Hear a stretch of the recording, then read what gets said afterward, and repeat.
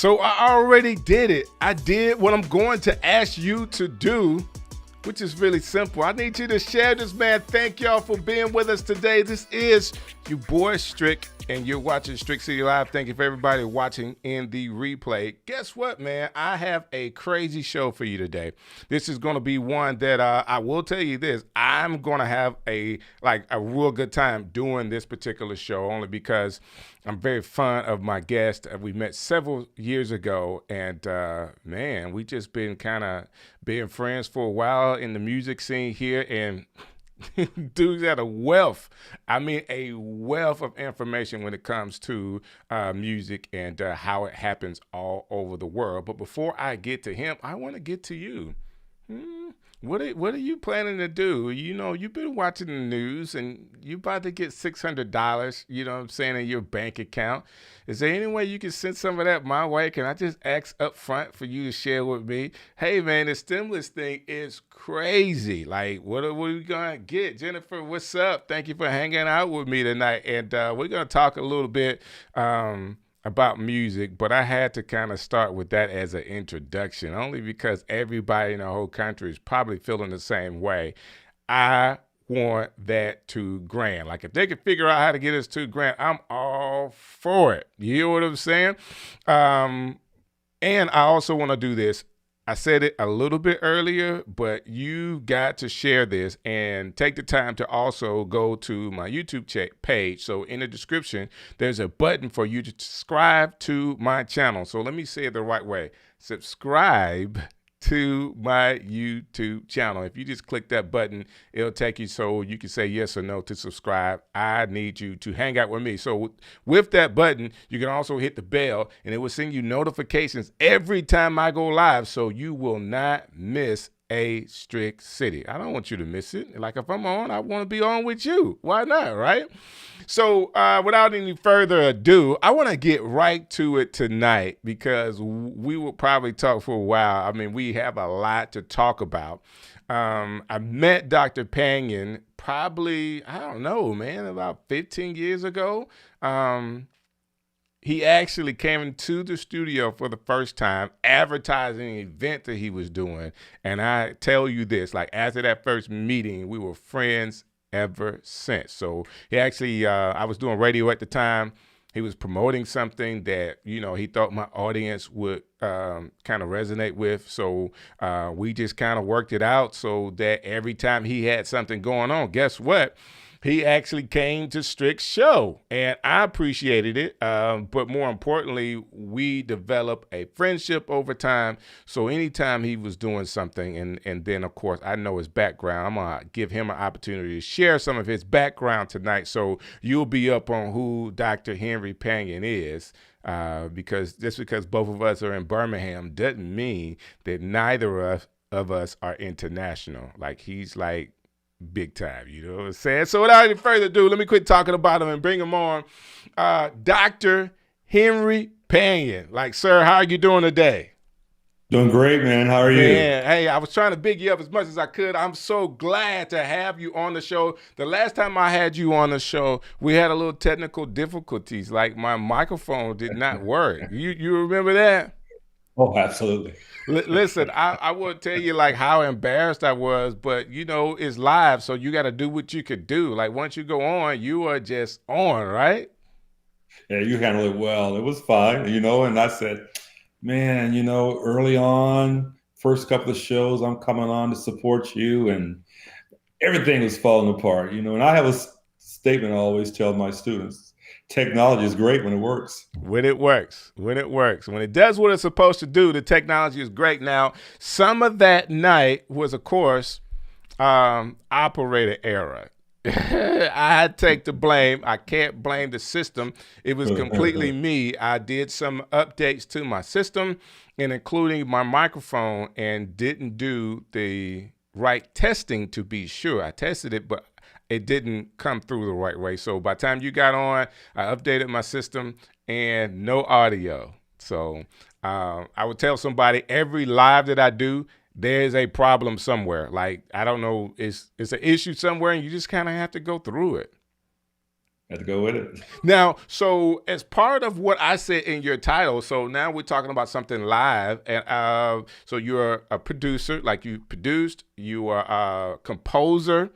Uh, I said it right, but you actually conduct orchestras, or you're a conductor of orchestras. So let me say Yes, it sir. that way: like when you are conducting an orchestra, now these are all professionals, like all professionals. But are there times where things just don't go right, like when you have all of these people playing the music?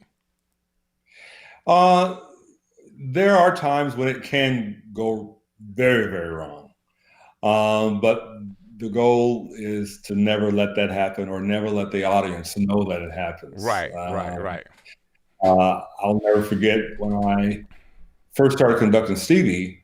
Stevie's just want to have a good time, and he's on stage and so used to, him. He's behind me, I'm with the orchestra in front of me, and I would say all the time, I said, Stevie, we got these repeats written here in measure 41 or 50.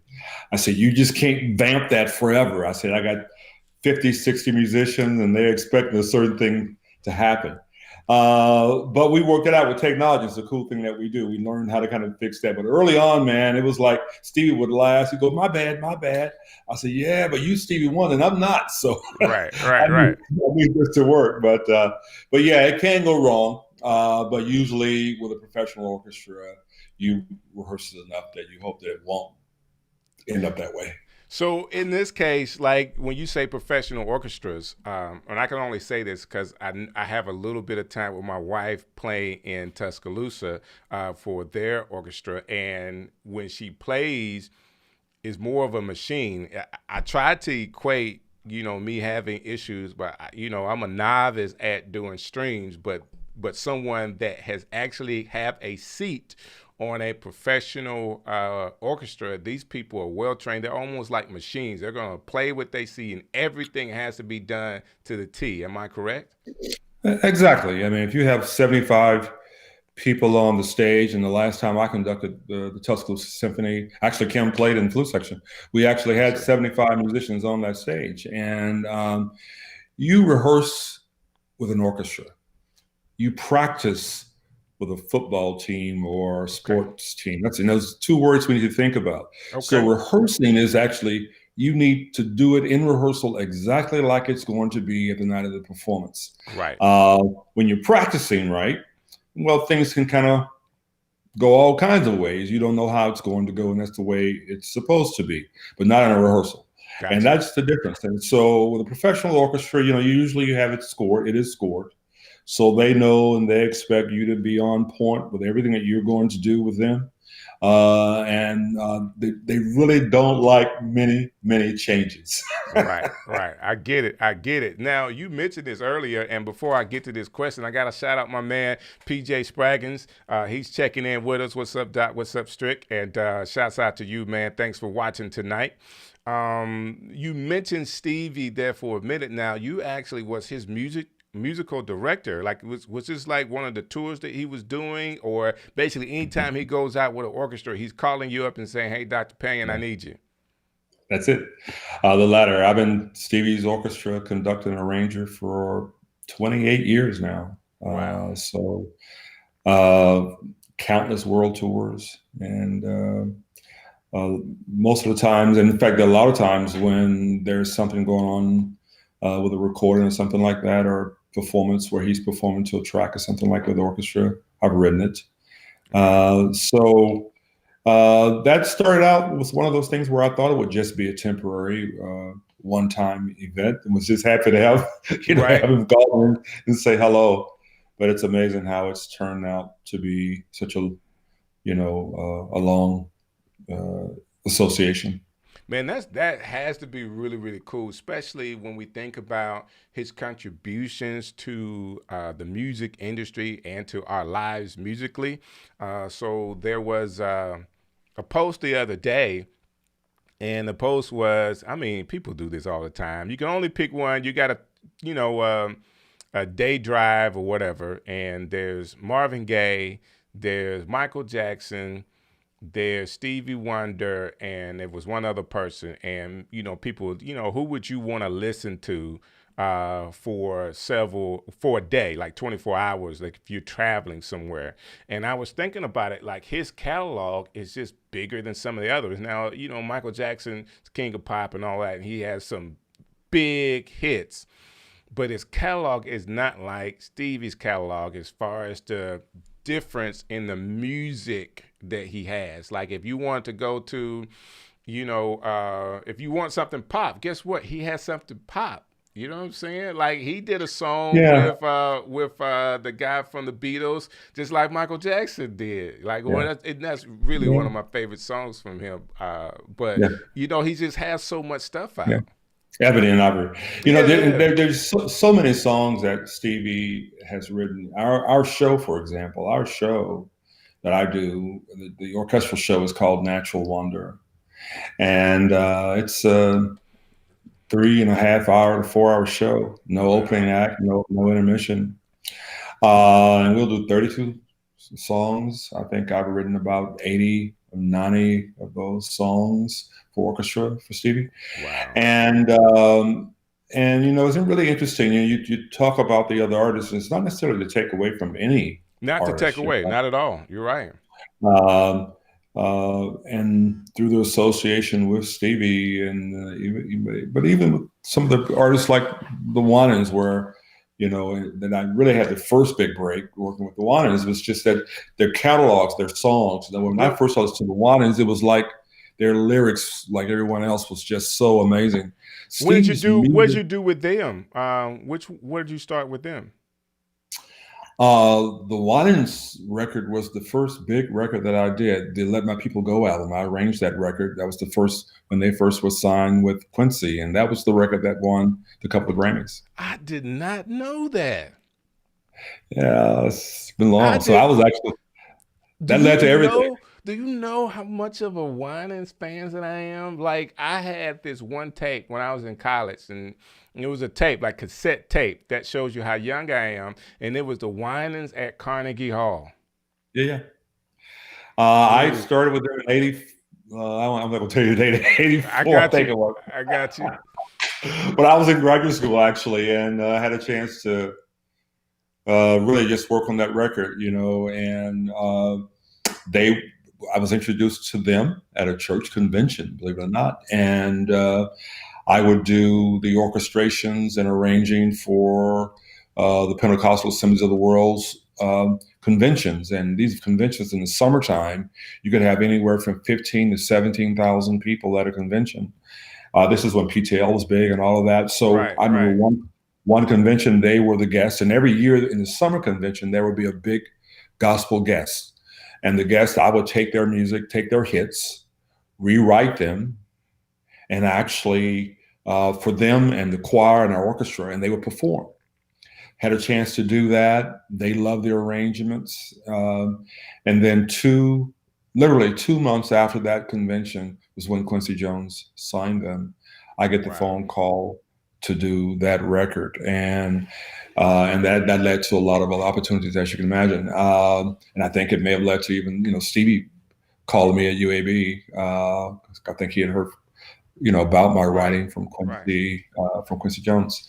But, so that's kind of, I thought you knew that, man. I did not know. Listen, man, I am such a Whinings fan. Like, if I ever had a concert like one of these days and I had to pull in, like, I wanted a male gospel singer. Like, in my mind, there's only one.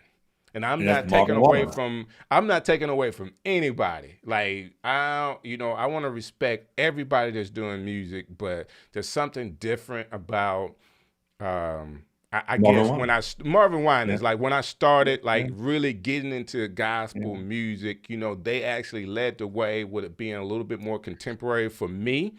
And it's something I can listen to and kind of get into. And man, to hear his voice and the way. And we were all fans. And when they came out, think about it. When the Whinings came out, of course, most people who are real Whinings fans will know that the great Andre Crouch discovered them. I didn't know that. And they came out. Andre Crouch discovered them. And then before the Whinings, particularly when it came to R&B flavored gospel, there really weren't any other groups except Andre Crouch, really. You had the Hawkins, but it was more choral, and but they had some very contemporary sounds. But when the Whinings came out, particularly their first big hit, most people will know it was The Question Is. I'm going like, come who on, man. is Do that? not listen. Don't call out those songs. I'm telling you, I'm such a fan. I'll start singing. Like I got my man. Hold on. I got my man Ruben. Ruben chimed in. Big shouts out to Ruben. Rube. Thank you for kind of hanging out with us. And he said Marvin Wine, and he is right. Like what would it be to have like a Ruben and Marvin Wine is kind of like duet. Like I couldn't sing with him because I know that I'm kind of, Ruben knows how well I sing, so I don't want to step on his toes. He's not the only one. I think your audience, we all know how well you sing. Exactly. We don't. Let's spare them tonight. Yeah. But it's interesting. And Ruben says, "Don't sing, yeah, please." Don't sing. But, Marvin, though, but think about it. It's not just that he's a great singer, and he is. Most people saw him this year, of course, when he was on America's Got Talent with the gentleman who had been in prison that he wanted to sing a song of Marvin. Marvin came and sang with him. Wow. But I'll never forget the way I felt. It's like, man, so having an opportunity as a person to kind of be a Marvin Wines fan and then write for them. It was just unbelievable. So Ruben, I've been working with Ruben for a long time, and we've done records together, and Ruben has traveled the world with me as well to do shows. We did a big orchestral show in Honolulu with the Honolulu Symphony. But that's a thought. Marvin Wines, Ruben Studdard, Wines. DJ Strick. Like, see how that has a ring? See how that rings, Dr. Panion? Like, I just hear that. I hear it in my head, like the singing. I'm glad you do. Listen. Okay, go ahead. I don't know. I just,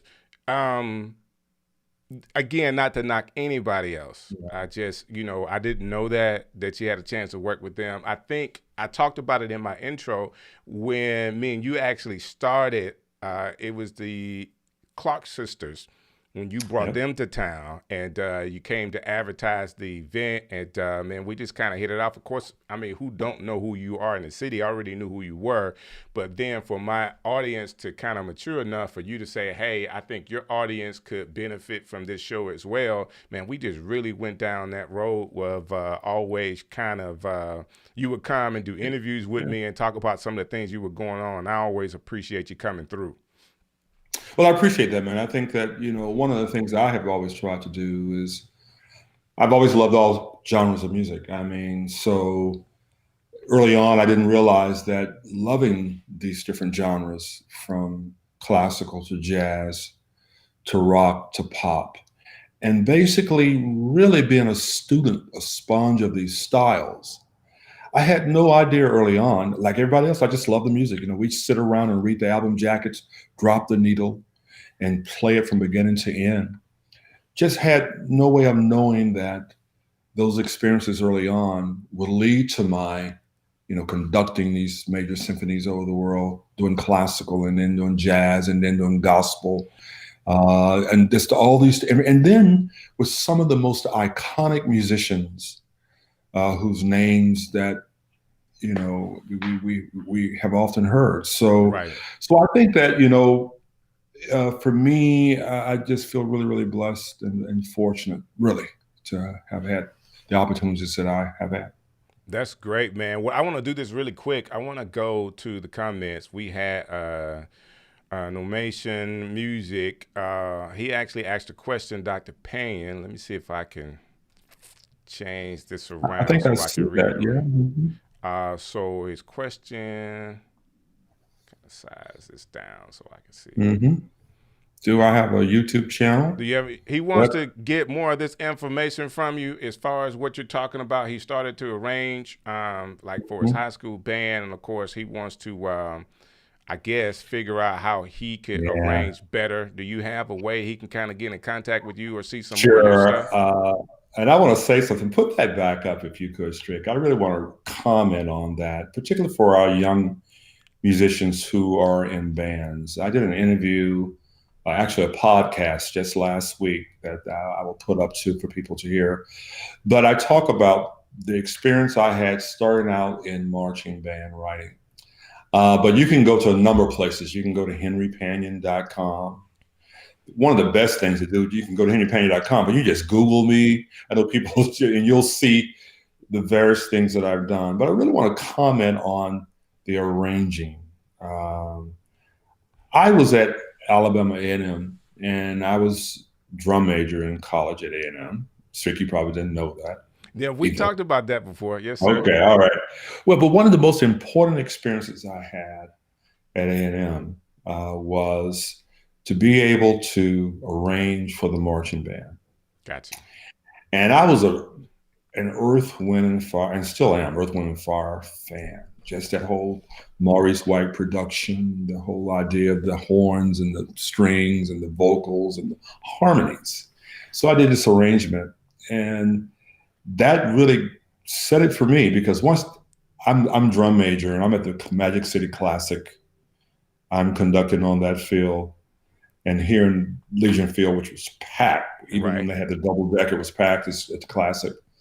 But I submitted those scores to various graduate schools around the country. And it was Ohio State that offered me a full ride for the master's and PhD, just based on the arranging that I had done at Alabama A&M. Now, I was just excited to have my music played, and I wanted to be a band director.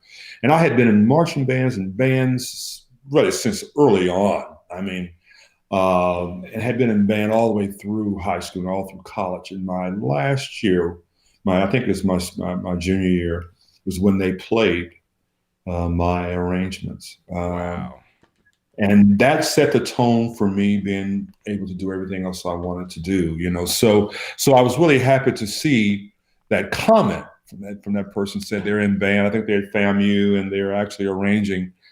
No better way to start, because if you go to a show band, marching a show band like A&M, you got a new show every week. We had, and we were on the field 3 times a day. Mondays you got the music, and I use computers today, but we were using our hands to copy the part. All hands. And then that was the only thing that you would do is they would give you the score, and if you're a music major, you had to copy that music and have the score done on Monday. And passing it out by pencil. And I would write so much music so I have knots on my hand. But what it did was it actually gave me the skill set to really learn how to arrange. And of course, we use computers for everything we do now. Technology is a very important part of what we do. So I was really encouraged to see that one question.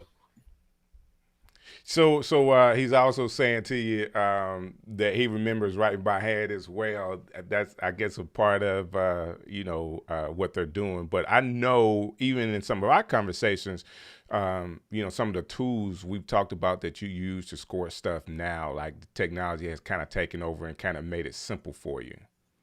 It hasn't made it simple. I think garbage in, garbage out. What it has done, it really has enhanced the way you do it. In fact, everyone knows, if you know the history of Stevie, that's particularly on albums like Songs in the Key of Life, where Stevie was considered one of the first technology gurus. Well, one of the things with Stevie, I'd be on the road with Stevie, and he'd want to do something the next day. And I'd have a song, and we'd have that arranged on the road, printed, orchestrated parts and everything ready to go. We'll have assistants on the road with him.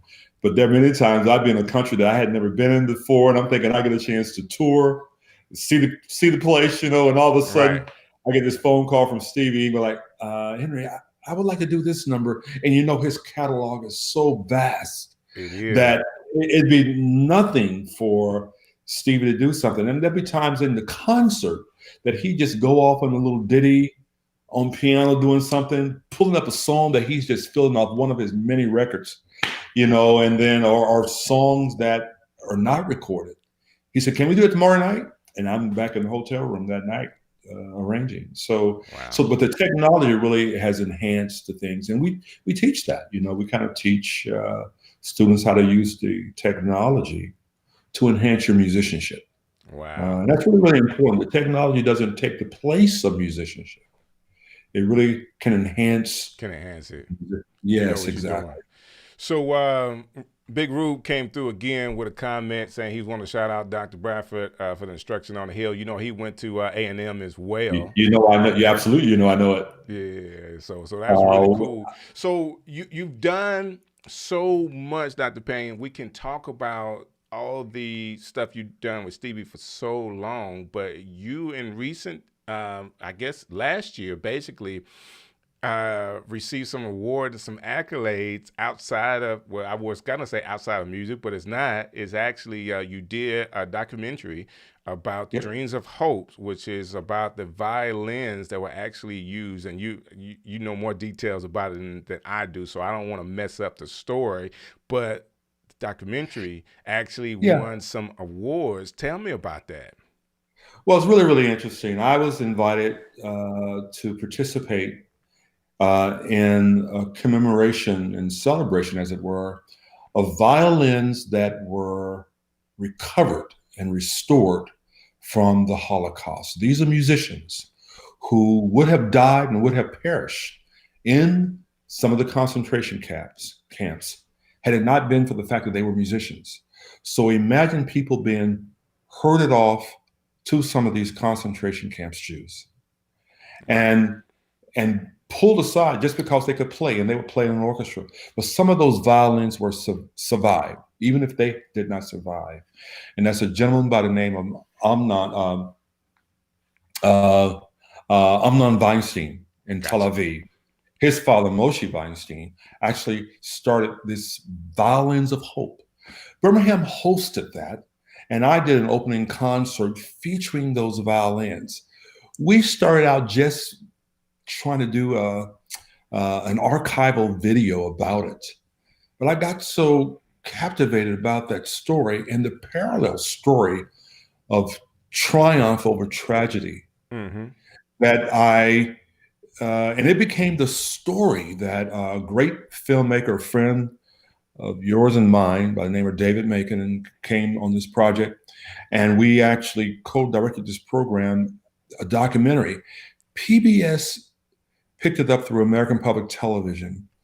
And in less than a year, it has had 425 separate broadcasts and syndication on PBS across the nation. Wow. And the real thing is that the film won 13 Telly Awards. One of the things that this, as I understand from American Public Television, had not happened before. Wow.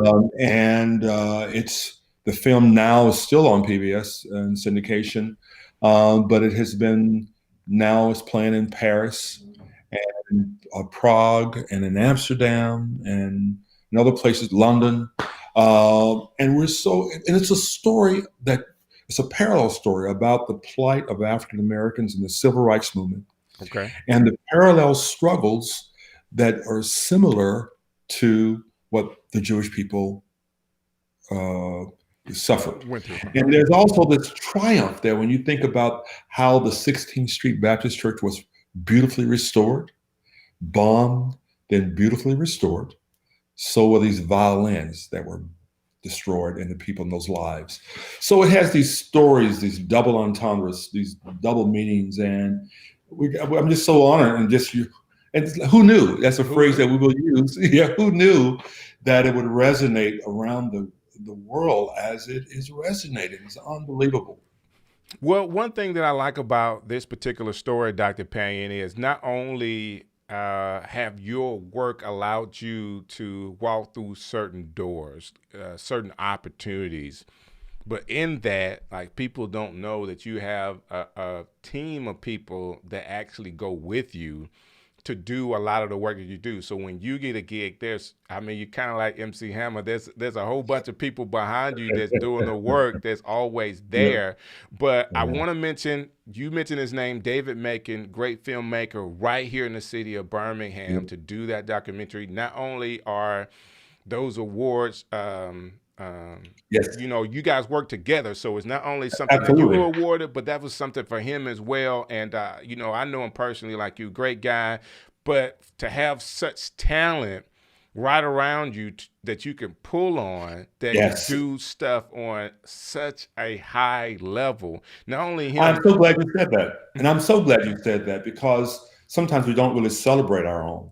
right, Um, Even with that project, when the Violence of Hope Birmingham Committee first started talking about it, names like Ken Burns and others did come to the table to discuss, right, and their fees and all of that.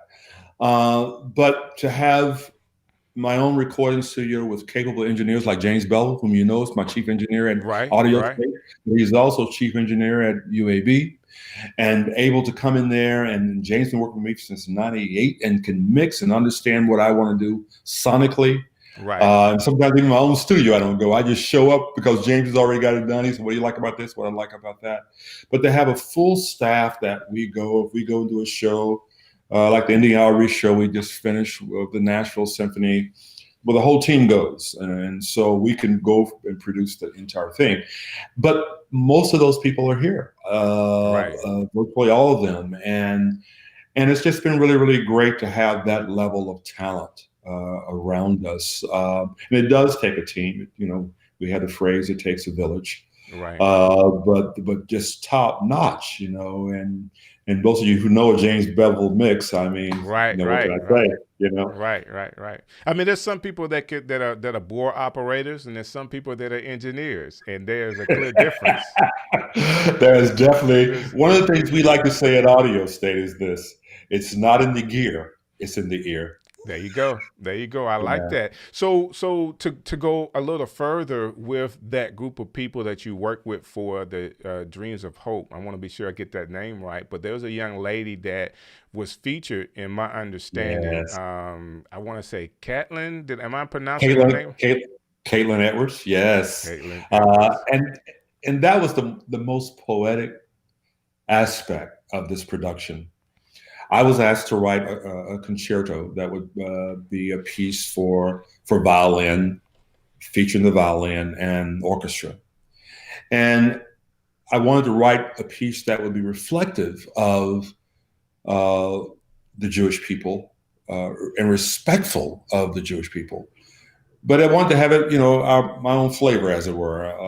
And so, but then when you think about the 16th Street Baptist Church and you think about the main story of losing the four little girls, Right.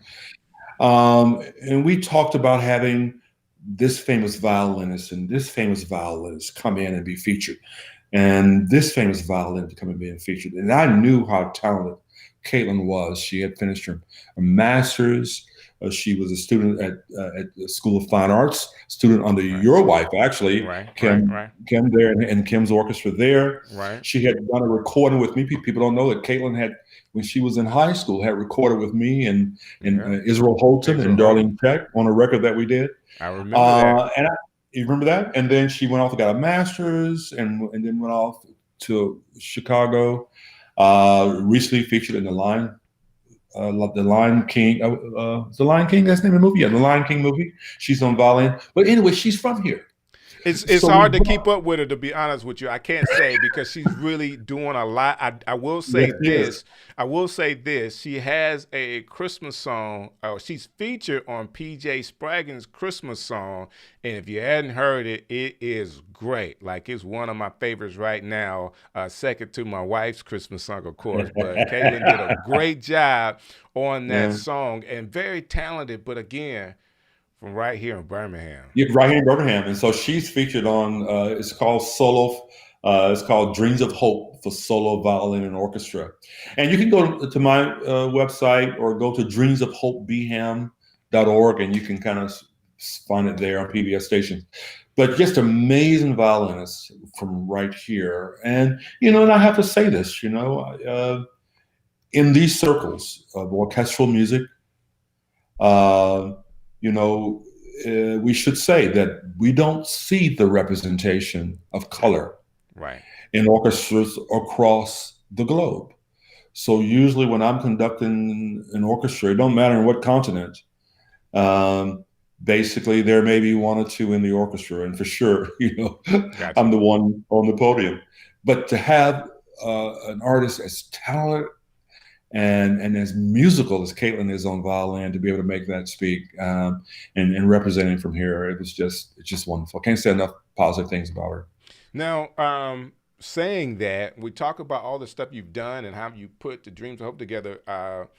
People, of course, know when we're talking about music here in Birmingham, or if we're talking about putting some music together regionally. So I'm not even going to say Birmingham because you just came out of Nashville doing an event.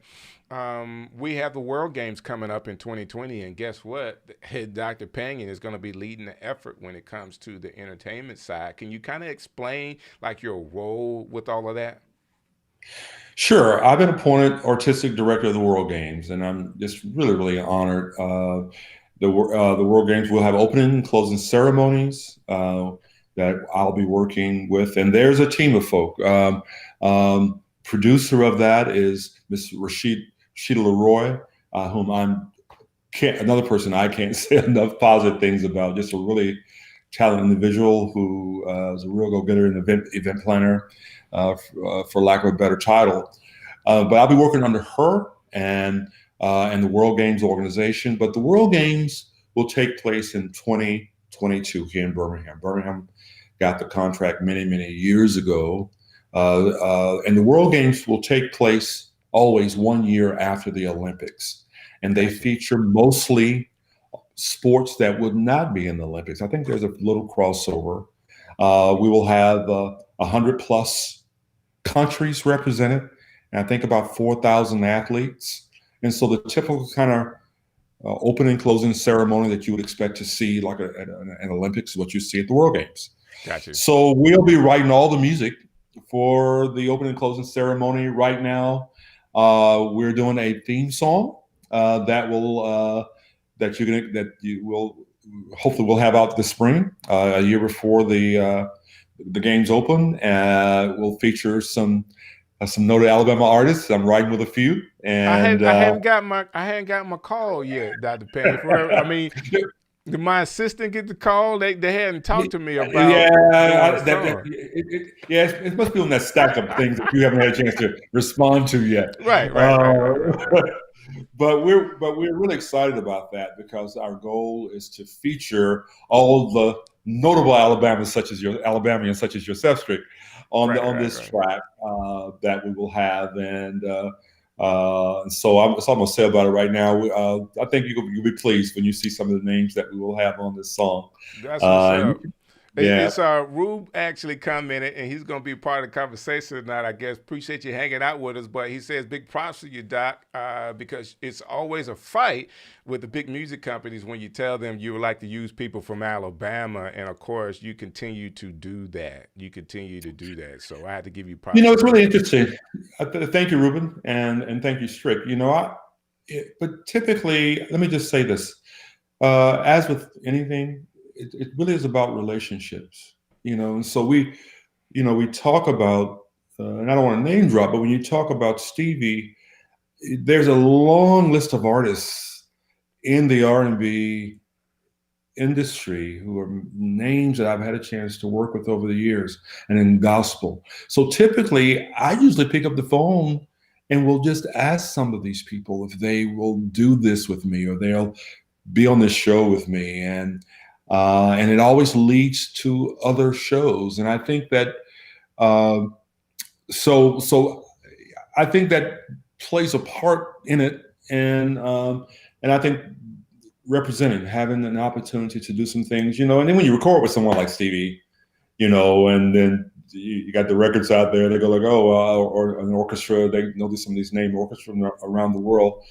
So I hear what Ruben is saying, but I think that, and he continues to do a lot of great things, and we have our smaller artists that we know continue to work. So it's all about the music, isn't it? It's all about the quality of the music that we want to do. I will say this. There are a lot of artists that I would like to work with, and Ruben knows, and a lot of the young people I work with. And I'll say, man, I would love to work with this artist, and then I'll read their lyrics and I'm going like, oh man, they just blew it for me. Right. Can't get with it. Can't get with it. Well, because the music is so, if I could use the word dope many times, and I've worked with Coolio, I work with hip hop artists like recorded with Kirk Franklin. If you want to call Kirk Franklin a hip hop artist, hip hop gospel artist, done several records with him in concerts. So I do like everything. I have a show. We have 3 shows coming up next year with Richard Smallwood. So that's going to be cool. Is that going to be in Birmingham or is just around? Actually, our show will be with the Greensboro Symphony Orchestra. They have a brand new hall that they're opening, and the show was supposed to be last year. Of course, you know why it got canceled or postponed. And so we have it there, and I think we have another one with the Baltimore, and I think the National Symphony Orchestra in DC.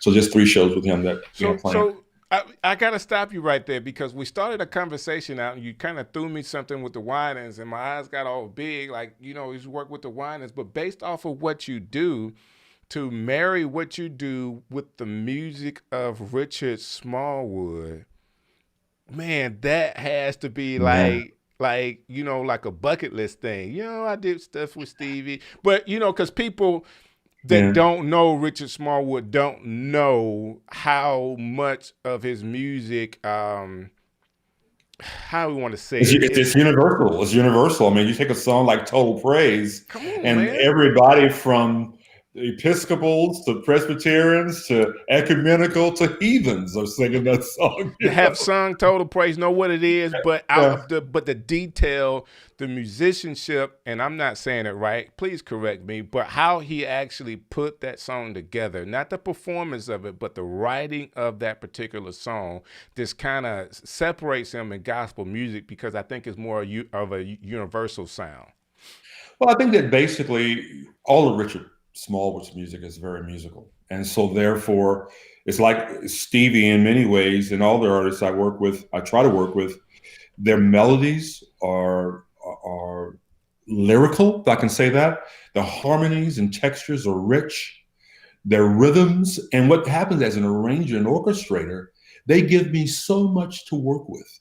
Right. So I go in with Stevie and got these rich harmonies or these lines like people take Total Praise, for example. There's this very nice intro to Total Praise that people never hear. I've orchestrated it, and it's you would think you're in the Baroque era when you hear it. Right. And then it goes straight to this gospel point. It's really unbelievable. But so Richard, there are a lot of artists, from Richard to Chaka Khan. People don't know that Chaka Khan is a jazz artist, and I've done 3 or 4 shows with her, written a whole book for her that she performs, and basically they don't recognize that she started out doing jazz before she was doing R&B. Right. And I've done shows with her and the Lionel Hampton Orchestra. So it from Kurt Carr to Kirk Franklin, from Chet Atkins to the Royal Philharmonic. But to me, it's really all about the music, really. Even something like Coolio, we were on a plane once, and I don't know, Coolio may sound old to some of these young hip hop artists. They may not even know who Coolio is. I don't know. But Coolio, do you know who Coolio is? I know who Coolio is, and let me say this: I know who Coolio is, and there was a point in the '90s where he was the biggest rap artist out, the biggest rap artist. You know what I'm saying? So I completely understand. Yeah, and so he had done. We were on a plane. I didn't know him at the time, and I was flying to somewhere to Germany, and he was on the plane. We're sitting right next to each other, and so we struck up a conversation. And that was just before he was getting ready to do the show, Dangerous Mind with Michelle Pfeiffer, that TV show. The movie. Was it a TV show or a movie? I think it was a TV show. I think it was a TV show. Okay. It may have been a movie too, but it became a TV show maybe. So and the basis of that song was Pastime Paradise, which was a Stevie Wonder song that I had done. Wow. And so we connected there, and that's how that all happened. He loved that. He had heard about it and wanted to do that. So it's just the way it works, and I think about, other thing I think about, Strick, I really think about purpose. I think about it seems like every major cause, when you work with someone like Stevie, if you're in a country, you're going to know what's going on in that country, you know? And so if we've been in Australia, he's known about the plight of the Aborigine in Australia. Wherever we've been, he's got me in tune with making sure that is first. Gotcha. Being, you know, with the Blind Boys of Alabama and doing their and concerts and making sure that we are aware of those who are you know, physically challenged and just all the kinds of things, or from doing the 50th anniversary of Bloody Sunday when we produced that for BET, and all down the in artists. Selma, right? That was right. It was amazing. Like Selma, I don't even know where they slept, just to see all those people there. And I was asked to produce that event, you know, and just to think about that. But my point is, pivotal points in history. There was a concert we did for the 50th anniversary of Martin Luther King's I Have a Dream. It's called Dance the Dream. And the whole idea of having these dancers dance to music that I wrote, they would dance in Singapore and dance in New York, and they danced in London and Paris and in Birmingham to this one song, you know, in Times Square, New York. So I'm saying that, you know, and Ruben gets this, IP so on, the whole idea of purpose. Ruben has done a number of things where we have been working on. We did a remake of Sam Cooke's "A Change Is Gonna Come," that we recorded together. And so for me, you know, there's the positive side. There's the obviously the good times and the opportunities to go places that perhaps I would not have had a chance to go and do and see and be with like that. But the other part of that is to be a part of some of these things. One of the biggest events was when the earthquake happened in Haiti, and UNESCO and RCA reached out to me to work with Kirk Franklin on a love song for Haiti. Right. That song became the biggest record that year. All the proceeds went to support that cause, and we were at the Stellar Awards, and all the gospel artists there ended up being in the choir. Wow. And had a chance to produce that. And my hats off to the Alabama Symphony, because I was there and they came back. I sent the music here to the fax machine. I said, I'm coming home. They met me at the studio at Audio State to record the orchestra part that morning. I drove all the way, and UNESCO wanted to get it out in 3 days. Wow. And we came back from Nashville here, and the symphony came in. They came in and did that for free. Some of them left their other performances. So to be a part of things like that, I remember that song. I remember that song because you got it to me as soon as you could, and I was able to play it, be one of the first to actually play that song. Exactly. So the whole idea is that so we've been blessed. I could talk like this for all night long. So my question to you is, being so well accomplished, you've done so many things. I mean, you explained how you were actually able to write, even going back to your college days, and arrange. That being said, what is it? Like if you said, if I had the funds, if I had the people, I want to do this, what would be next for you? What would be like this is the grand thing that I really want to do? This may really sound strange to you.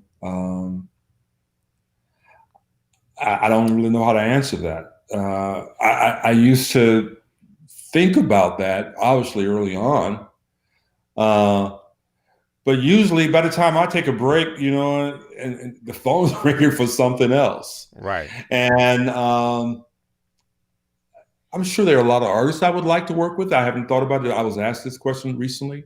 I was even asked who my favorite artists were. I couldn't answer that. They were trying to get you in trouble with that question, right? I know they were, but I really can't. I mean, I like people for different reasons. And so likewise, I don't know. The Bible says your gift will make room for you. I think a lot of people will know and appreciate and understand that. And if you're not even a Christian, you understand the whole idea of how preparation meeting opportunity. Now, opportunity has to happen. Right. And I spend a lot of time, I hope we get a chance to kind of talk about some of our youth programs, but we spend a lot of time because preparation is the key. And being prepared where if the opportunity presents itself, you really can represent. And I think that with every little thing I've done, it's given me an opportunity to do something else, And there's my whole career. I came to UAB thinking I'd be here 1 year straight out of graduate school. And I am in my 33rd year Wow. at UAB and have seen it grow from the small program that it was now to 20 full-time and 40 adjuncts, 5 concert halls, just the kind of things that we are able to do there, and a number of students that are going through our program, starting the UAB Gospel Choir and starting the tech program to give people opportunity. So my point is to answer your question, I don't know what that is. I just kind of live my life, and usually by the time I finish one thing, the phone is ringing with something else. And it's been that way. And let me tell you something, Strick. The best opportunities I have had have come when I didn't go after them, Wow. but when they came to me my whole Wow. career. Wow, that's awesome to say, and it's a great place to be, to say, hey, what I am doing is what I want to do, because I get the opportunity to do so many things. Like the phone keeps ringing for me to do what it is. So I remember when that School of Technology started at UAB, like how you started that program and people that were a part of that program. And for you to actually take the idea of that program and actually share it at Audio State 55, I want to talk about what you're doing with those youth programs. So your schools are actually coming, or they were coming before the pandemic, Yeah. to Audio State 55 to go through some classes that you provide to help them be exposed to music technology. Can you talk about that a little bit? Sure.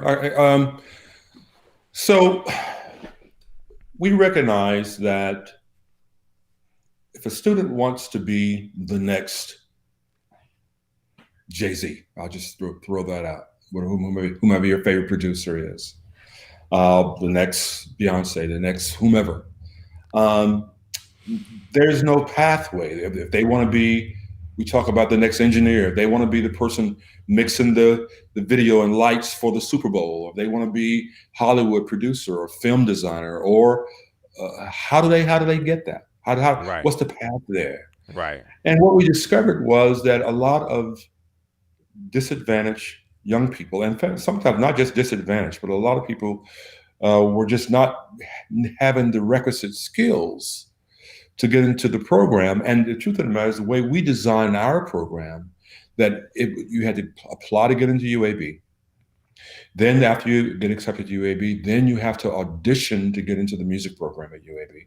wow, And then you have to apply to get into the tech program after that. So we were not having the kind of opportunities to give kids the exposure, right, Strict. And that's the whole right, idea. It's all about exposure. So I had an opportunity to build 2 successful programs that are still running today. One was at the American University in Cairo, Egypt, that we built a program there. And we built another one at was at University of Hawaii, but we also built one at Word of Life Academy in Hawaii. And what I call these programs, pre-college music technology academies. And the goal is that what we want to do is just expose young people to what it's going to take. Yeah, you may not be the best person to sing, but what about your lyrics? Everybody's making beats, but do you recognize the technology and the computer science behind making beats? right, And right, recognize that every part of the industry involves science, technology, engineering, and math. Everything that we do in a studio is STEM related. right. So we started doing a program here, and Ruben will remember this because one of the first programs we did, he and I received a little grant to do a summer program, and the program was really just to keep young people engaged during the summertime. Gotcha. And I'll just say it off the street. And that program led to my creating a program over in Woodlawn at Audio State where we have had in some years as many as 400 kids a year going through our program, where they can take music technology in high school or middle school. The buses would bring them in, the Birmingham City Schools and other schools would bring those kids in. I would engage some of my upper level music technology majors at UAB and some of the Audio State 55 staff to teach in the middle of the day. And they would get credit for it in high school or where they were. And then they would go back to their classes, and we scheduled it out throughout the year. And then in the summertime, we would do a full 9 to 4 camp, week-long camp. And some of those camps, man, they were writing maybe 100 songs and a week and music videos, understanding how to film work, doing all these various things. Wow. In fact, I think that's where I first met Caitlin. She was actually a student from School of Fine Arts when they came over for a year to work on our program. But again, it's all about exposure and opportunity. We're not judging. Right. We're just trying to expose them. And some of our students have gone on to do some really, really great things. You know, of course, our buddy who's doing really great out in LA right now, Snipe. You know, Snipe was a UAB student. You know, he's worked on Beyonce's Lemonade record, worked on JC's record, and a bunch of gold records and platinum records he's working on. We're really proud of him. And we have others. Super proud of that guy for the work that he's put in and the production. Like a lot of times, you know, people don't automatically know what credits it. He does a great job of reminding us, "Hey, Doc, I got another one." You know, and I don't blame him. Right, I don't blame him either. He should be very proud. Yeah. Like I remember when he left going that direction, and I always knew that he had the talent. You know, I called him the genius. But I think of others, though. You know, I think of others from here. You know, we look at. I call him Coleridge. Everybody calls him Sebastian now. Right. Sebastian Cole, yeah. Sebastian, who's written for everybody and is doing great stuff. He was in my youth choir.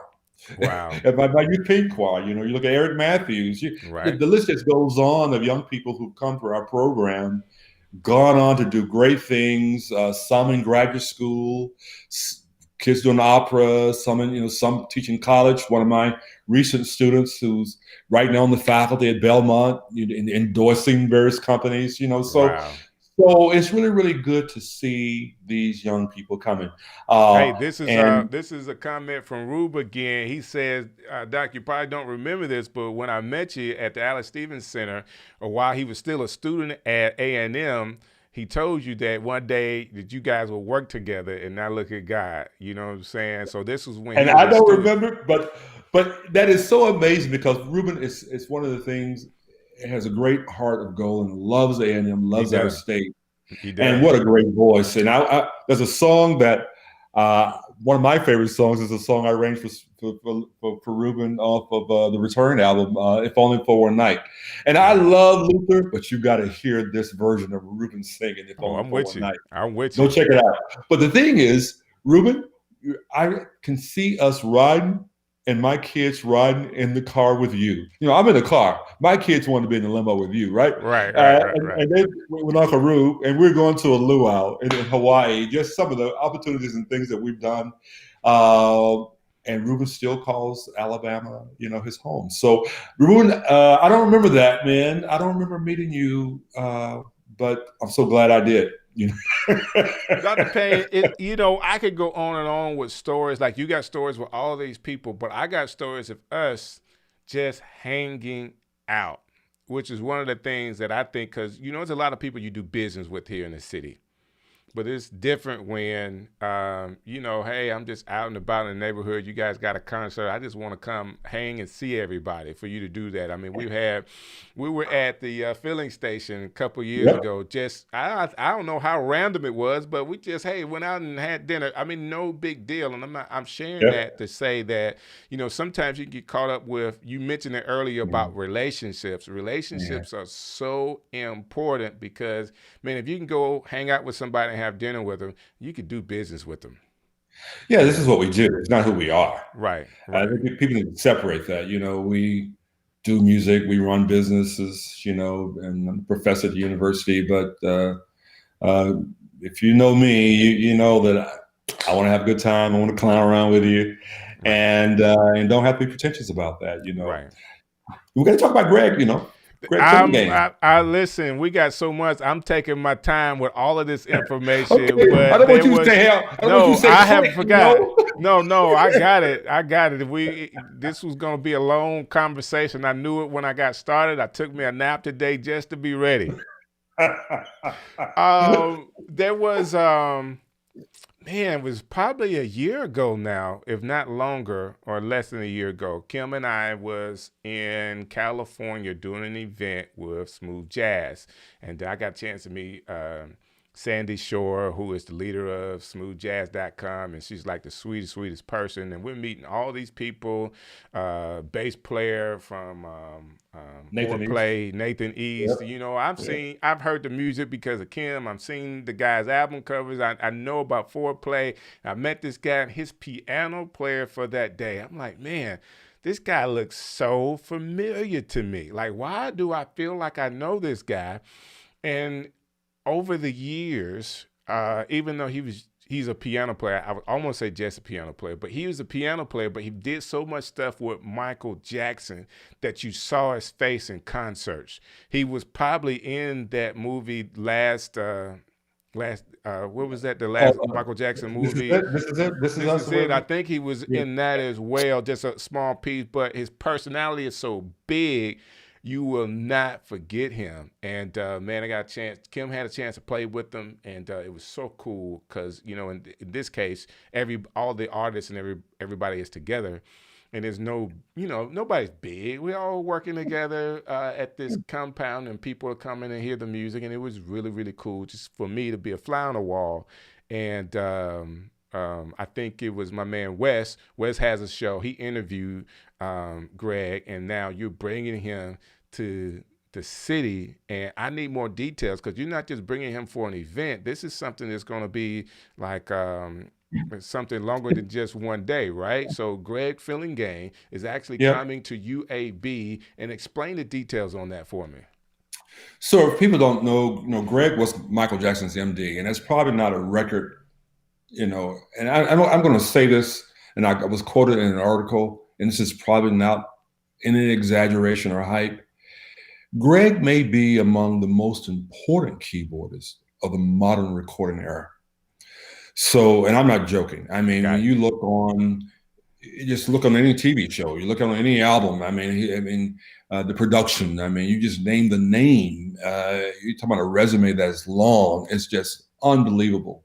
And I've had a chance to work with Greg a number of times over the years, particularly with Stevie and others. But Greg is our Jemison visiting professor at UAB for 2021. He is one of the ones. We have this endowed professorship where different divisions in the College of Arts and Sciences are able to bring in a distinguished professor to impart to our students.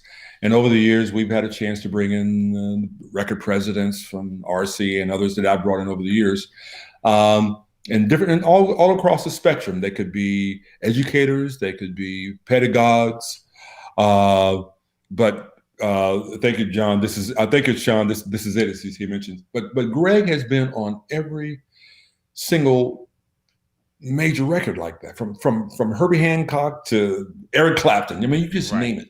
The last year's Grammys. I mean, you just look at it. So anyway, I have been talking to Greg. I said, Greg, I would really like you to, if you would, to accept being a Jemison visiting professor at UAB.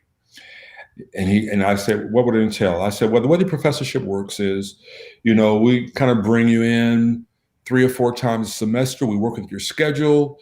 We find some topics that we can choose that you want to present, some things that we may feel that we want you to talk about to our students, our tech majors, our keyboardists, arrangers, our ensembles. And then I told him, I said, because you have such a big name, and people, you have seen Greg. I mean, if you've seen any Michael Jackson tour, right. He was the music director of that tour.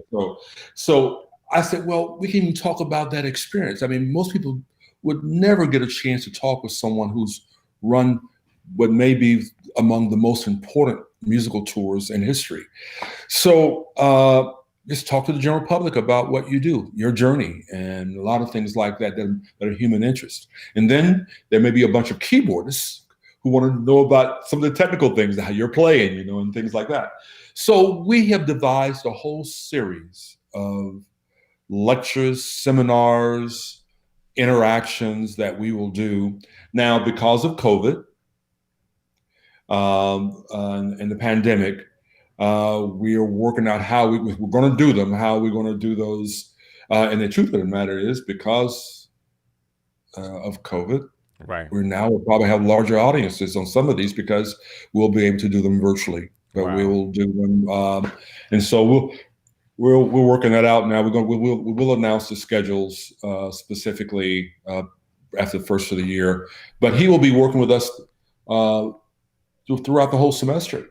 Wow. As That's a cool. UAB Jemison visiting professor. Look him up, Greg Fillinganes. That's awesome, man. And I got to do this really quick. Sean actually corrected me. Sean Michael Ray, shouts out to you, brother. Thanks for watching tonight.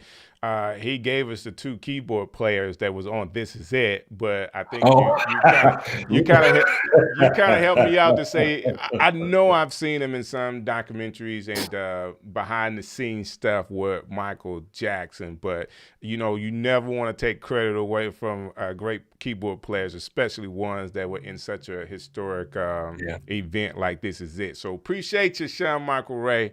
And then I have another guy, Jordan, that's actually in the comments tonight, and he said he talked to you at the beginning of the summer this year.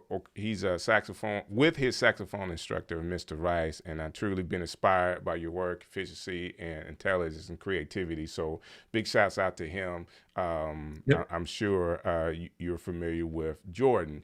That being Had a said, chance to meet him this summer. there you go. There's so much that could be done. If people need more information about Greg coming to UAB, how can they get that? Sure. Guys, you can hit me up at any of my social media sites, of course, Facebook, Twitter, Instagram, wherever you want, LinkedIn, or UAB. You can just go to henrypanion.com as well and hit me up. But you can go to the UAB Department of Music, and that's, I think, uab.edu/music. And you'll be able to find information about that. We'll be posting some things, and for your audience, Strick, I'll send you some things that you can maybe kind of post out and remind people as we go forward. And you'll hear about the announcements. And you can, like I say, just email me, catch me on Facebook, message me, Facebook Messenger, any way you want to do that. And we'll let you know more about that. And any other thing too, we talked about a whole lot of stuff this evening. Oh, we haven't finished. That was just, I want people to get information. Listen, you ain't going nowhere. So I do want to say this. Rube actually said that Greg did a lot of the arrangements for those David Foster tours exactly. that he did. Mm-hmm. So, one thing that makes what Greg does a little bit different is he's very entertaining. You know what I'm saying? Like, sometimes you can have people that are very talented, but they can't explain their talent. They don't have the personality to explain it. But I'm sure whatever he talks about around music, you're gonna be engaged. Like, he's very engaging about his topics. I think he's perfect for my audience. I definitely am very interested. And just like you, he's got tons of stories to tell about all the stuff that he's been through, and then his techniques, the keyboards he used, why he uses those keyboards, what sound that we're familiar with that he may even have created that we're not even aware that he did that. And that's the point. You know what I'm saying? You're not even aware. Think about it. Think about those sounds on Thriller, on Beat It. Think about the stuff with George Duke. Just think about some of the stuff with just name it. He has been involved in technology and producing and programming for a long time. Even some of the major synth manufacturers, some of the technology companies, they will work with artists like Greg to help design some of their synths around him. Right. In fact, when Greg was a very, very young man, because it was Stevie, long before I was working with Stevie, that basically brought Greg from Detroit to work with him. and as a young man on Songs in the Key of Life. Wow. So, he is just an amazing, and if you ever been to the NAMM show, every now and then Greg is invited to give keynotes at NAMM, and NAMM is a huge convention that will have 190,000 people from around the world go to this music convention, and only one or two places in the world can hold it. LA is one, Anaheim Convention Center. But he'll give a presentation there for the elite of musicians, and they'll be just captivated because he is very entertaining, like you said. Right. But he has a lot to say, and it's so interesting. When I first met Greg, one of the time we were on stage, I think, and he was brought out on the tour. He didn't go out with us on one of the tours at first.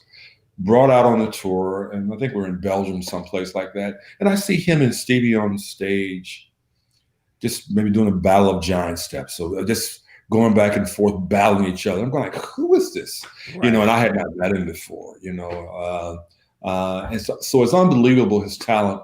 And to your point earlier, it has always been my goal to try to expose our young people and our people in our community to this level of talent. We have the talent here, right? Or we would not have had 3 American Idol winners and finalists. Right. That's just not an accident that happened. There's a lot of talent here, and I think about those types of things like that. Our kids at Audio State. I'll never forget when the Avengers first came out. I took the kids to see the Avengers. Little did they know, the very next day, I was going to have all the producers and writers and engineers and programmers on Skype talking to them. Some of the last shows of the Tonight Show, all my buddies in the band, when it was Jay Leno's Tonight Show, I had the guys to go in, set up cameras where they could attend the rehearsals and see how the cues for the music was being produced with the artists. So when the kids got home that night to see it live, they told their parents, hey, we had already seen it because we were there, virtually. So the point is, think about it. If we can find ways to make the arts and the things about the arts as important as, let's say they used to be in the minds of many people, I think that we'll begin to raise a nation of young people who they know that this is what I'm called to do, so I'm not going to do this. I'm not going to do that. I'm not going to be a lawyer, and there's nothing wrong with that. I'm not going to be a doctor. There's nothing wrong with that. But when you can identify that fire that's burning just a little bit inside of a young person, and you can light it and nurture that, right? That's the best opportunity for them raising themselves up. And so for many of us, Ruben and others who are on this call, on this live stream, to think about the experiences that they had, and we all had, where we could just participate in the arts, right? And dream. I never thought I'd be in business as much as I am, with contracts and running a record label. Record labels by Warner Brothers. I mean, things that I didn't think I would be doing. But I got that business law class that I had in college, that accounting class, Right. But even though I want to do the arts. So what we have to do at a young age, for our young children, is find ways to expose them to things where they can, they can say, well, I know about that. But all too often, Strick, I know you know this, young people get to college, you get to high school age, and maybe they recognize what's been there all along, but guess what? It's a little too late, isn't it? Maybe a little too late. I'm so proud of Kim, who when I first heard your wife, Kim, I saw her actually conducting the orchestra, and the orchestra before her, and I saw her take this orchestra at the School of Fine Arts, and they were doing a Christmas program. She may never forget it. And I was going to dinner at the Harvard Plaza, and I'm walking through the lobby rushing, and she has the School of Fine Arts kids there in the lobby, and she's conducting. Right. I just stopped and I said, well, who is this? And then I hear this music and this interpretation that she's doing, just lighting a fire in those young people. So that's kind of been my goal, Strict, in all the things that we do.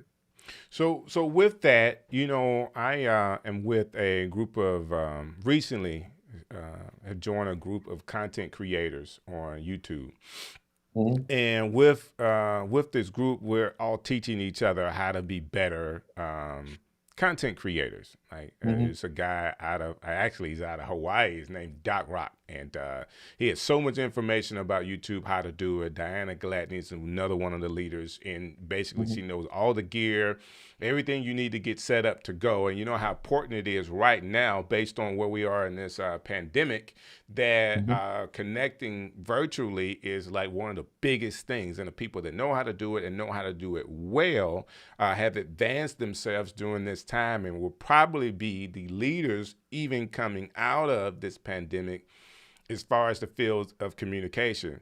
But when we talk about YouTube content creators, it could be music. We got people that do music.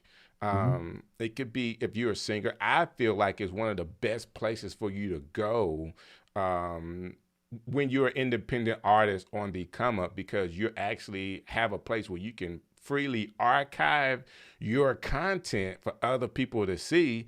And if it gets uh, so popular and people really, really like it and people start to listen to it, or in our case, like everybody knows what it's like when they say it goes viral, Mhm. it's monetized in a way that you can actually reap benefits from it personally. Yeah, So, but think of the number of artists. Yeah, but think of the number of artists today who have made a career. I think of the two young African American girls who I think they're not twins, but they look like they're twins. That were singing. They were YouTube sensations at the very beginning. And the new country artist, who I should remember his name, and Sean's going to write it out for me in a minute. I know, right? The country artist, I love his. He's actually on The Voice this year as a judge. Was a YouTube sensation. But the Internet of Things Mm-hmm. is very, very important. The Internet became into really existence in around 1992, and it's gone through iterations. Internet 2. The web has been around. Web 2 has come around. And those are the kinds of things that we've always taught, because understand this, people don't recognize. The music industry saw a huge change around the time producers Jimmy Jam and Terry Lewis, L.A. Reid and Antonio, L.A. Reid Babyface. and Babyface, thank you, came on the scene with LaFace Records. And what was happening before then, it was the producers who were the engineers and they were the business people. But it was the technology that changed the industry. For the Gotcha. first time in history, musicians start becoming the producers. And it wasn't just in R&B. It was happening with groups like Pearl Jam and Nirvana up in the Northwest. Also with groups like Hootie and the Blowfish in Athens. I mean, this whole creation of, well, of course, Flight Time and with Prince up in Minneapolis, but this whole change with technology changed the industry. And the same thing happened to me, where you have the internet, where you could distribute music, where you could write music and print it, and then now the distribution of music, Right. where you could actually, with the right marketing strategy, yeah, you can say, well, there are a lot of things out there now. Yeah, but the bottom line is you still have a platform now that you never had before. Before. That's right. And you have an avenue that you never had before. And so I think that making sure on the business side of things, on the technical side of things, and understanding how to even do something as simple as properly compress video, Wow. that it actually will look the way it needs to look on YouTube. And if you're going to stream it on a multi-platform like Facebook or Facebook Live or all the other kind of ways you can do that. And those are the kinds of things that we're doing. And that is why we designed our technology degree program like we did at UAB. The goal was, it wasn't to create techno nerds, people who could twist knobs. And there were plenty programs where people could learn how to twist the knobs. But it was because we were trying to take, okay, here's a musician. And I was looking at what was happening to me. Yeah, I could write music, I could orchestrate. Right. But why did I get that music really played and read by the Nashville Symphony or the National Symphony? I remember that bigger organization. Because when the conductor was looking at the stack of scores and everybody was writing their music out, mine was printed. Wow. Well, I think about the James, people don't know this. I did some music many, many years ago from the James Cleveland Workshop, Gospel Music Workshop of America when I was in graduate school. Because what will happen for those who go to those conventions? You send your scores in, and I've never been to a convention, but you write some music, they would accept it. And then if they accepted your song then had to be printed. And then basically 1,500 members of the choir had to buy it. And the 20,000 people who came from around America, if it was a hit, bought it. Right. That got me through graduate school because I was asked to take some songs that were songs by people writing, particularly my good friend Tommy Adams of Tetrick, who had written this song, "We Come to Have Church." That was a big song. And I was just in graduate school. He said, man, I wrote this song. I don't have it notated. And I was just using some of this beta software that was just coming on the scene that you could use to notate music. I said, you know what? I'll do that. Did it for him. And for years and years and years and years around the country, I have my own little publishing companies doing printed music. So the point I'm trying to make here is understanding and staying abreast of the changes in technology have been very useful for my career and going forward, especially as you said, Strick, in this age of pandemic. I mean, it's wonderful. Look at all the virtual choirs that exist now. Right. Look at all the arrangements. I'm writing a song right now, and all the artists, none of them are in the city. Wow. We're working with all over the planet with people contributing to this project we're working on remotely. Wow. And so I would encourage young people, and there are even jam sessions. I think the program is called Jam Music, where you can actually go online. A guy has a little theme. He's playing bass or something like that. You can jam with him on keyboard, and then you start collaborating. Right. And then that begs to differ, doesn't it? I mean, that begs another question too, and that is, we've got to find a way to bridge this digital divide that still exists. Right. I mean, when you find the fact that some people don't have good, I'm really screaming about my internet, and I got 2 or 3 networks in my house, and still screaming because it's not fast enough, right? I got you. So if you don't have good internet, then it'll slow you down. You don't have access, basically. Without good internet, it stops you from being able to. Speed is one thing, but accessibility is something totally different. Accessibility. If you have to just think about it, I mean, some communities were having situations where buses were having to drive to certain places to create hotspots. Right. So we have a lot to do to make sure opportunities across the board, are provided, because that's what it's about. It's about education, and we've gone through a whole lot in 2020. We have a couple more days left in 2020, and I think it's going to force a lot of us. The cover has been pulled back on a lot of the disparities and relationships among races and classes. Right. And I think that, and the need for providing opportunities across the board, from health to livelihood, to you name it, to education. So I think we all have thought about a lot of different things in this year, especially during this pandemic. But I'm hoping that we can continue to try to find ways to just make it better. I agree. For that one little child or that one person who has a dream, but may not know, boy, if I'm here, and they may not know that it's just a simple path to being here. And when you don't know what you don't know, you're really lost. So you really are. And I'm so happy to see some things happen, particularly the technology programs that you mentioned.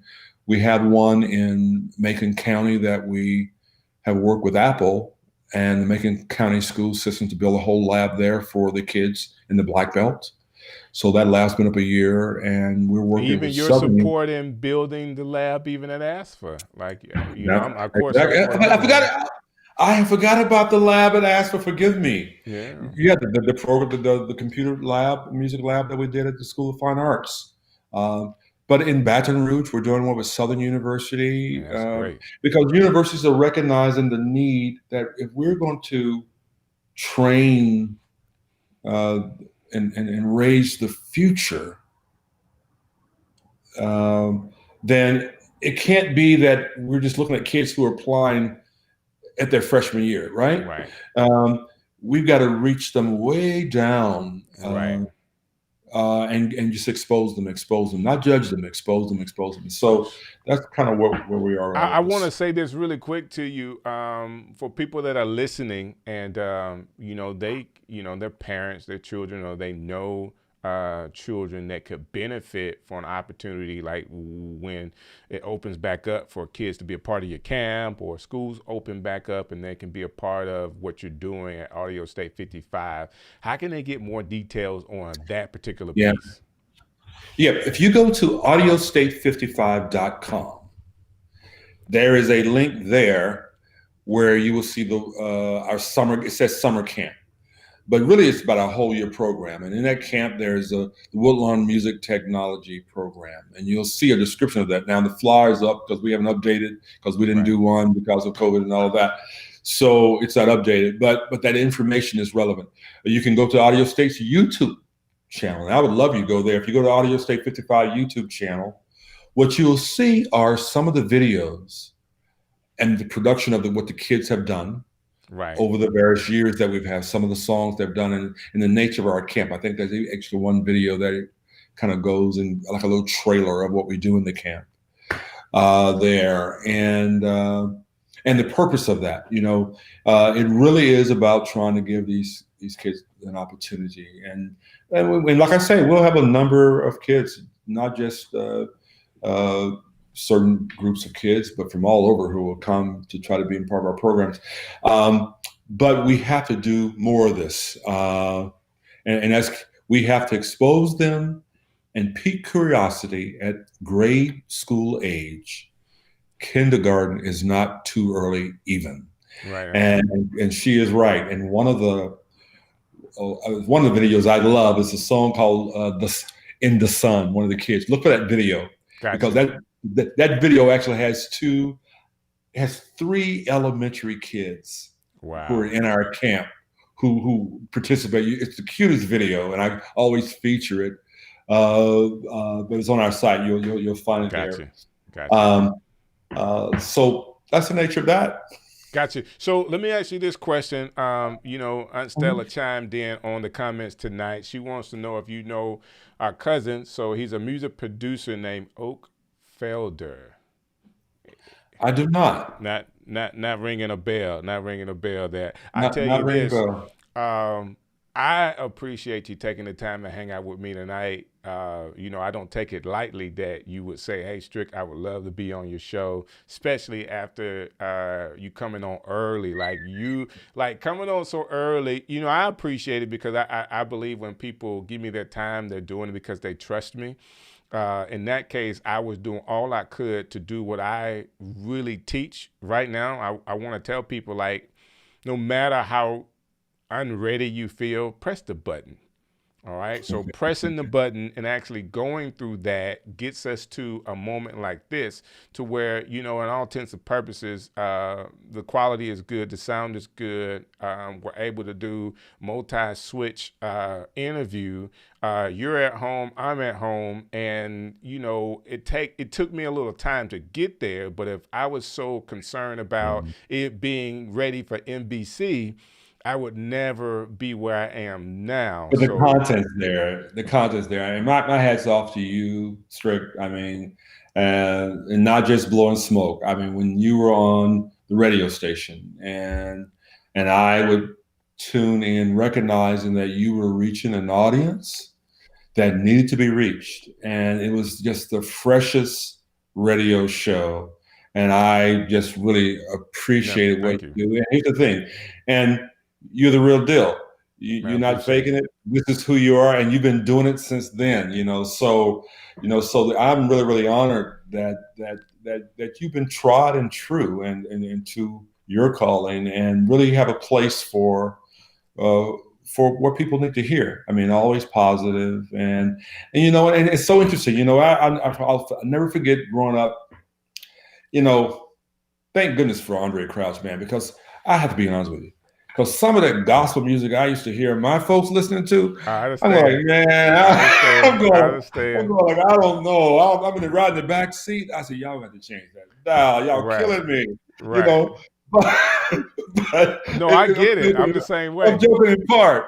So your show was just, and always this was so fresh, and really turned me on to a lot of artists that I had not been familiar with before, and really, really appreciate it. I mean, even people who I've worked with since, like Dietrich Haddon. I'm just thinking about Dietrich, and we're like, I said, what's this cat about? So Right. but you turned me on to him. So I really appreciate that. Yeah, I'm a big fan of his, and definitely big shout out to my man Wes Bird for chiming in to the conversation tonight. He says, great info.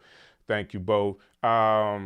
We did something together that I absolutely would never forget, because what having a radio show at the time did for me, and then our friendship allowed me to do some things, because I was really outside of the box. And this is not a parade for me. It's talk more about having relationship to people. You were actually signing a artist at the time, and I was fond of the artist. I knew the artist. I knew you. I said, hey, why don't we just do this Sunday morning on the show? And you actually signed artist on my show on Sunday morning. And I thought that was the coolest thing. That is where, you just take the entertainment, because it was a radio show. Like, I don't just have to be a radio show. I mean, we could sign artists right here on the show, and we had an opportunity to do that based on our relationship.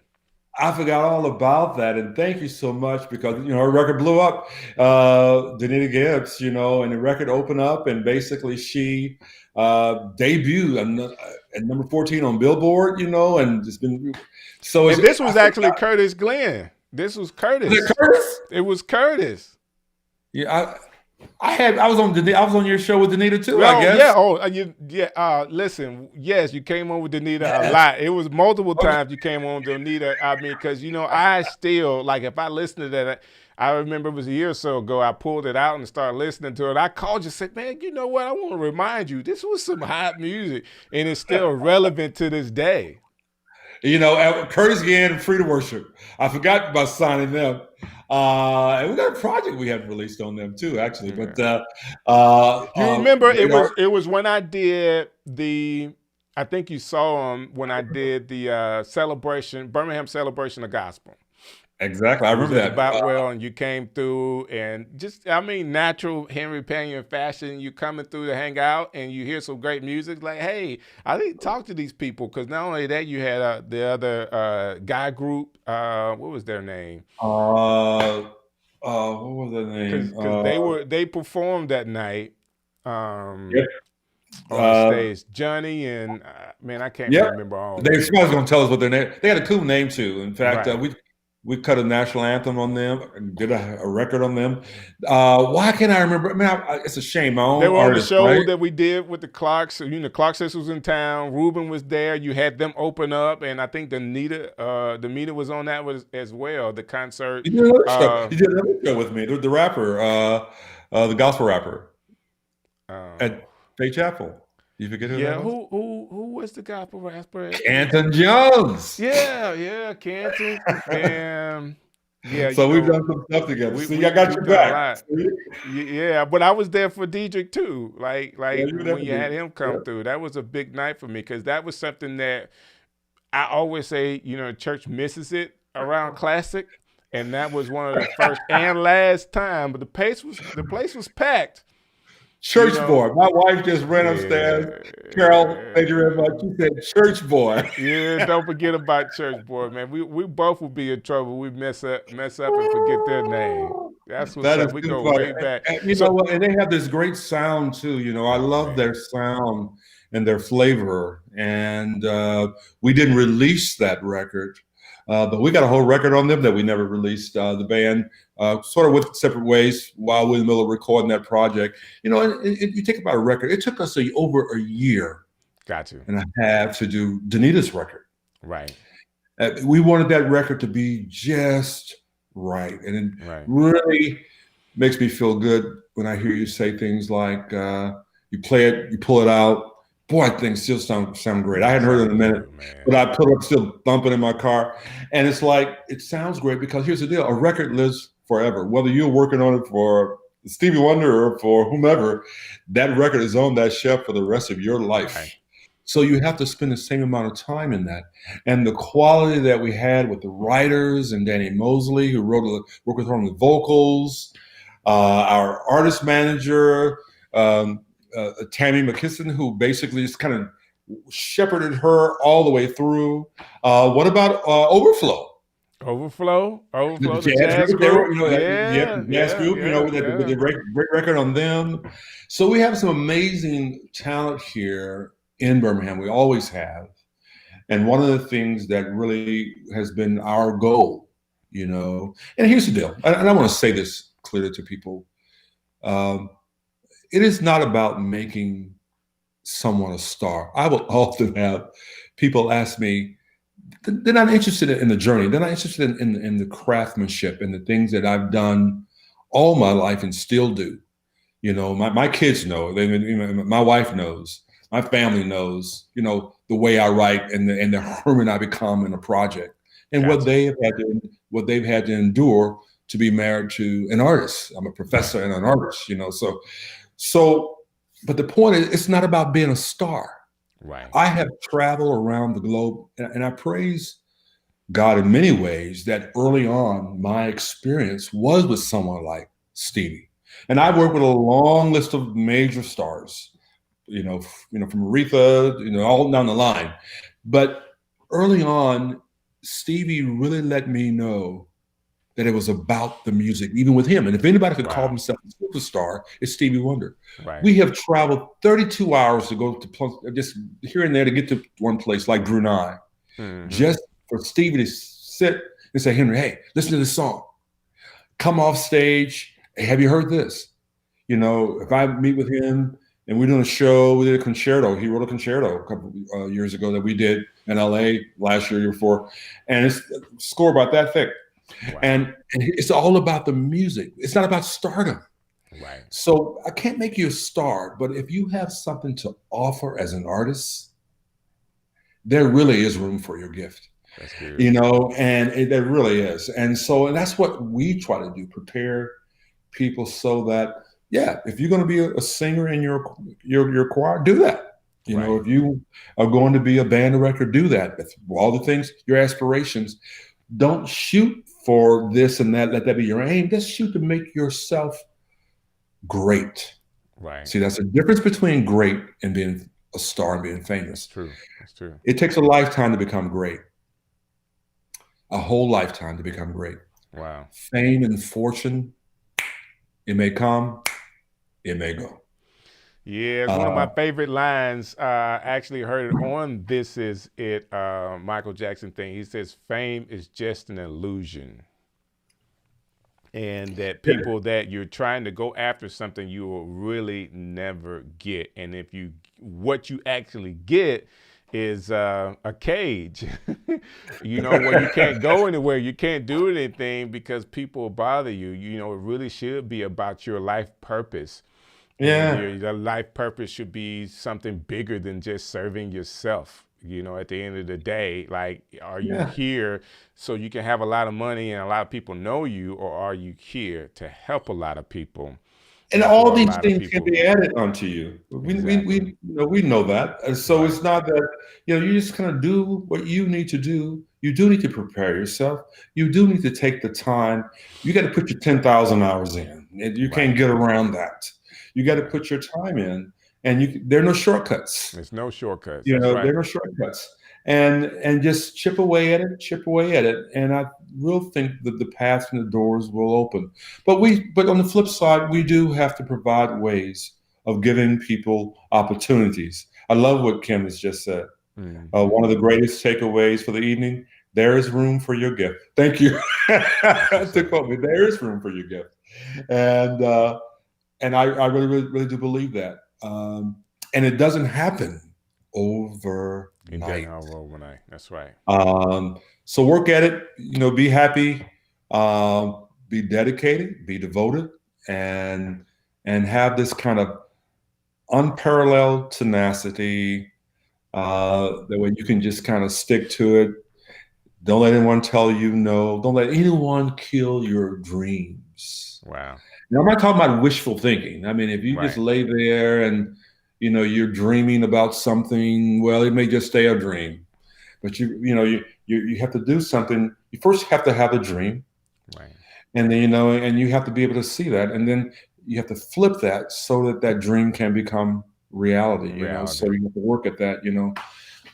So much wisdom here, sir. I know I'm getting too deep. Yeah, I know it's 9:42, and we're getting really deep here tonight. Listen, I absolutely love it. And it's a great way for us to connect and share this connection with everybody. I appreciate you giving me the time. Someone is listening tonight, Dr. Panion, they've heard about Audio State 55. They've heard about Greg Filling Games coming to UAB. They've heard about the World Games, and they want more details about these things. How can they get it? Well, basically a number of ways. You can contact me on Facebook, Henry Panion, on Twitter, which is Hank Maestro, on Instagram, H Panion, all over the place. UAB, you can find me any place, and that's one way you can do it. You can look on the University of Alabama Birmingham's UAB's Department of Music website, I think. The UAB, and search that. You can find information about Greg Filling Games. The World Games, I mean, you just type in, I think, TWG 2022, I think. The World Games 22. You can find out more information about that. And I think I've given you enough ways. If you just reach out to me, I can tell you more about that. I think you have. Yes, sir. Yes, sir. Ben, it's been a pleasure again to hang out with you tonight. Great story, an incredible life with great accomplishments and so much more for you to do. And man, I'm just glad you came through to hang out with me tonight. Hold what you got just 1 second. Let me wrap up, and I'm gonna get right back with you. This has been Strick City Live. And if you don't know me, I'm DJ Strick out of Birmingham, Alabama. Actually, I do a lot of stuff. This show is a show that I do on Tuesdays and Thursday nights. So Thursday nights, we're going to do a New Year's Eve kind of special. I'm going to be on for a long time Thursday night with you. So please come back through. I'm also on staff at New Rising Star Church. Shouts out to my pastor, Dr. Thomas Beavers, and all the people of the Star that always support everything that I do. Thank you guys so very much for this. You've probably seen it all night from Facebook to YouTube and Periscope and Twitter. This show is live. So at Strick City is always a way you can get to me. I need you to subscribe to my channel. So every time that Strick City is live, you will know it. So hit the subscription button or subscribe button and then hit the bell for notifications, and you got me.